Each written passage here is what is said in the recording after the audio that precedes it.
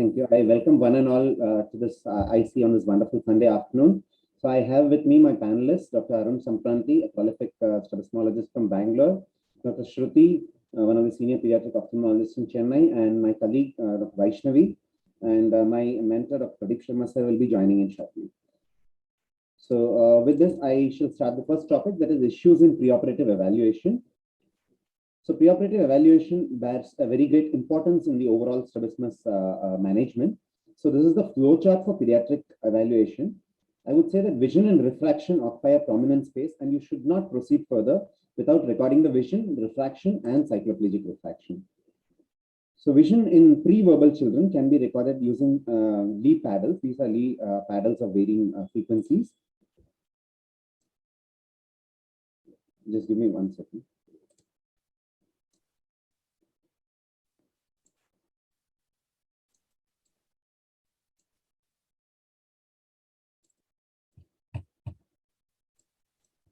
Yeah, this is the Keeler Acuity cards. So this is the Keeler Acuity card, essentially a modification of Teller Acuity cards. And these are tests for sensory evaluation, namely Bagolini glasses. Bagolini glasses are very useful for checking binocularity. And this is the random dot stereopsis. So stereopsis also, it is the main reason why we do strabismus surgery, first of all. So refraction can be done using atropine, cyclopentolate, tropicamide, or cyclopentolate. Atropine in less than 5 years, CTC in older children, and humide in patients who have seizures or other neurological contraindications. So patients could come with a variety of head postures, and the head posture is brought about only when you ask the patient to look at the distance fixation target. So give the patient a distance fixation target. If you do the cover test without paying attention to the head posture, you may miss the strabismus. So if patient is very uncooperative and not allowing you to correct the head posture, you could patch one eye and then the other. Like in this patient where we suspected a left fourth nerve palsy, we patched the right eye. We patched, which could be the involved eye, but the head posture didn't right itself. So possibly strabismus is not an issue in causing the head posture in this child. So the importance of refractive error in strabismus is that other important features is that it could cause amblyopia. There could be an accommodative component. High strabismus errors could influence the measurement, and of course, high refractive error itself could cause strabismus, like in myopic strabismus fixes. So when correcting the refractive error, we correct the full plus in esotropia, anything above 1.5 in less than 5-year-old children, and above 5 years, we give the maximum tolerated plus that is compatible with 6/9 vision. We could give the full minus in exotropia. That is, you could even over minus. There are special categories of patients where you could over minus. Select patients. You give the minimal plus in exo. Having said that, any hyperopia more than 5 diopters mandates correction in children less than 5 years. So these constitute the dynamic factor in strabismus.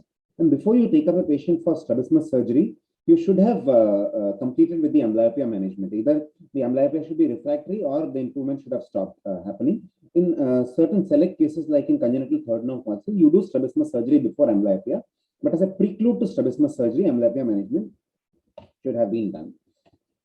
So the importance of refractive error can be highlighted by this patient. So this patient seems orthophoric. When you give the patient a distance fixation target, she develops a esotropia.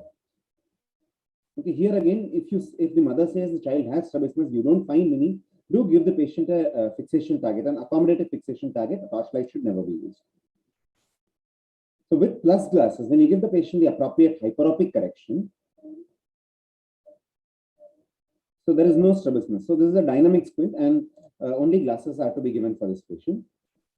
Now watch this patient. This patient requires 2 prisms. The strabismus is above 45 diopter. To be precise, it was close to 60 prism diopters. We give the patient the glasses, the maximum tolerated plus that was compatible with 6/9 vision. Once you give the patient the glasses, the esotropia comes down. So this is a partially accommodative esotropia. You can see the difference here. And in partially accommodative esotropia, you should correct only that part of strabismus which is not corrected with glasses. That is the static part of the strabismus. So now note this patient. So there is absolutely no difference. So this is a non-accommodative esotropia. This was an infantile esotropia. Even though she had hyperopia, there is no change in the strabismus with glasses. So this patient goes for surgery. Presuming amblyopia has been corrected. So to highlight the importance of refraction, watch this patient. This patient has a esotropia, and you're able to measure without the glasses. When you give her the glasses, she goes overboard. Okay, she loses that convergence and she develops exotropia. So these are strabismus patients that you should watch out and should not take up for surgery because they have a lot of dynamic factors. So now you should make sure that the prerequisites for cover tests are satisfied. And please note that plus glasses more than 4 diopters always measure less, and myopic glasses give higher values than the actual measurement. So this is the formula that I have taken from Pradeep Sharma sir's book. So this is why this happens whenever the refractive error is more than 4 diopters. So plus glasses induce a prismatic effect, and so do minus glasses. So the measured deviation is less than the true deviation with plus glasses and more than the true deviation with minus glasses. So you also have tables when you combine prisms. There is 50 prisms in front of one eye and 12 prisms in front of the other eye. It is not 62, it is 66 prism diopters, more than that. I have taken this table from Rosenbaum, and this is very important because when you measure large deviations, you tend to take the algebraic sum and formulate your surgical plan accordingly, but it is not so, and it can introduce errors in your in the result. So even before we say that a child has strabismus, please note that you should exclude a positive, exclude a pseudostrabismus. So this patient on a cover test is fully orthophoric, but if you just do a Hirschberg or a Krimsky, this patient seems to be having an exotropia.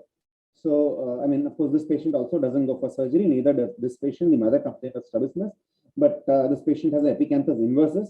So if you bunch up the skin on the nose, the strabismus could go, or if you just do a cover test. Always use accommodative targets for cover test. Pay very careful attention to the history, the mode of onset of strabismus. So it was recorded that this patient developed strabismus after head injury. So it was not actually head injury. She was traveling in a bullock cart and she sustained injury with a hook that was used to suspend a lantern. So that was a sharp injury. And this is the intraoperative photograph. If you see carefully, there is a scar over the lateral rectus. So it is a lateral rectus avulsion. And we couldn't retrieve the lateral rectus. So we did Hammershim's procedure. So it is useful. This should not come as an operative surprise. If you are careful in your preoperative evaluation, you would be ready for this kind of an eventuality. So that was the pre and post-op.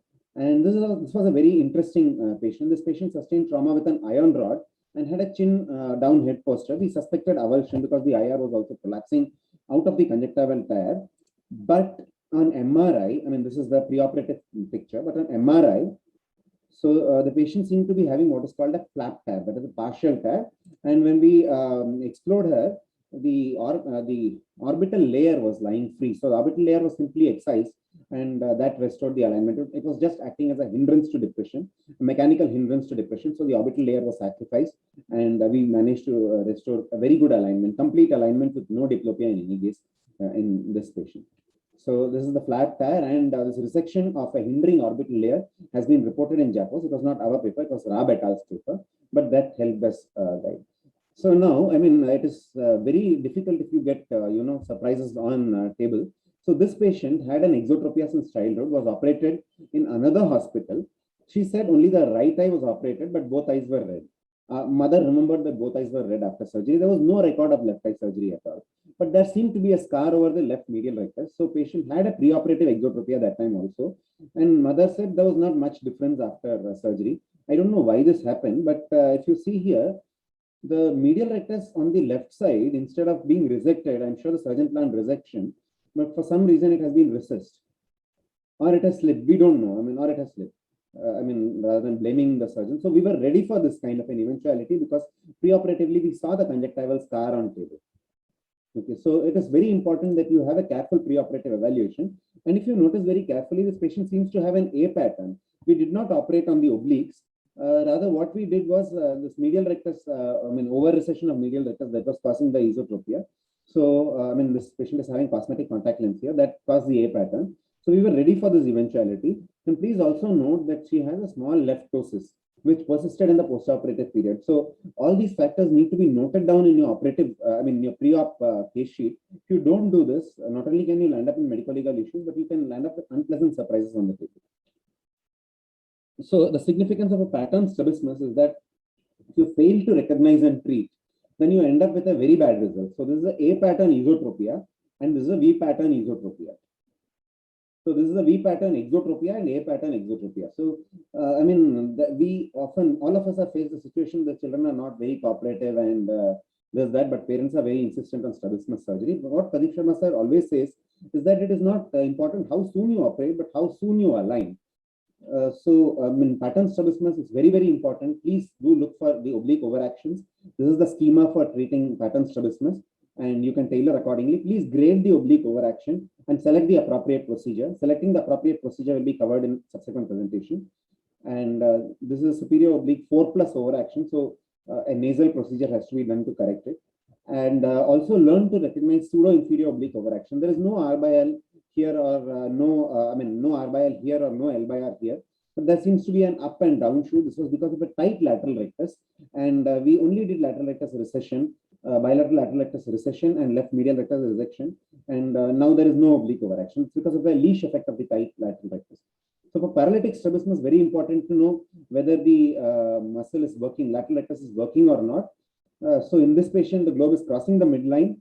And yes, I mean, in case the globe is not crossing the midline, then you have to do a GT and saccadic analysis to know. So if the globe is crossing the midline, a recess resect procedure works very well. And if the globe is not crossing the midline, like this LR is not working, then there is no, then you need to do a transposition procedure. So you have a number of transposition procedures available. So, and thank you so much. I'm sure paralytic strabismus and others will be covered in the slides. So